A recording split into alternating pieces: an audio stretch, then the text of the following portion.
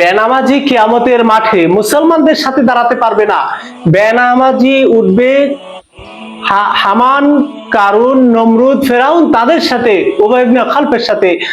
বেনামাজি উঠবে, যেটা রাসূল সাল্লাল্লাহু আলাইহি ওয়াসাল্লাম স্পষ্ট ভাবে উল্লেখ করেছেন। কোন বেনামাজি মুসলমানের সাথে কিয়ামতের মাঠেও জায়গা হবে না, যেটা মুসনাদে আমাদের 6576 নম্বর হাসান হাদিসের মধ্যে রাসূল সাল্লাল্লাহু আলাইহি ওয়াসাল্লাম বলেছেন, মান হাফাজা আলাইহা, যে নামাজকে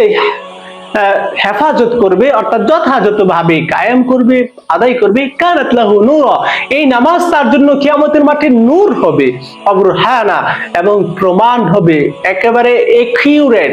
প্রুফ সেদিন এই নামাজ হয়ে যাবে। ওয়া নাজাতান ইয়াউমাল কিয়ামা, আর এই নামাজ তার নাজাতের উসিলা হবে, অর্থাৎ নামাজ তাকে নাজাত দিয়ে দিতে পারবে। তারপর রাসূল সাল্লাল্লাহু আলাইহি ওয়াসাল্লাম বলতেছেন,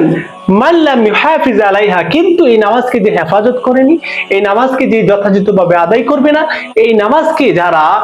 যথাযথভাবে কায়েম করবে না, রাসূল সাল্লাল্লাহু আলাইহি ওয়াসাল্লাম তাদের ক্ষেত্রে বলতেছেন, লাম ইয়াকুন লাহু নূরুন, তাদের জন্য এই নামাজ নূর হবে না, ওয়ালা বুরহানুন, তাদের জন্য কোনো প্রমাণও এই নামাজ হবে না, ওয়ালা নাজাতুন, কোনো এই নামাজ তাদের জন্য কোনো মুক্তিও হবে না, ওয়াকানা ইয়াউমাল কিয়ামাতি, আর তারা কিয়ামতের মাঠে থাকবে মা ফিরআউন, তারা ফিরআউনের সাথে থাকবে, ও কারুন, কারুন ও ফিরআউন ও হামান, তারা ফিরআউন, হামান, কারুন,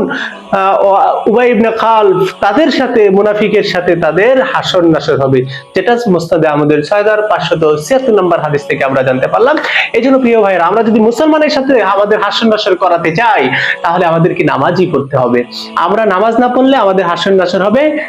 ফিরআউন, হামান, কারুন, নমরুদ তাদের সাথে।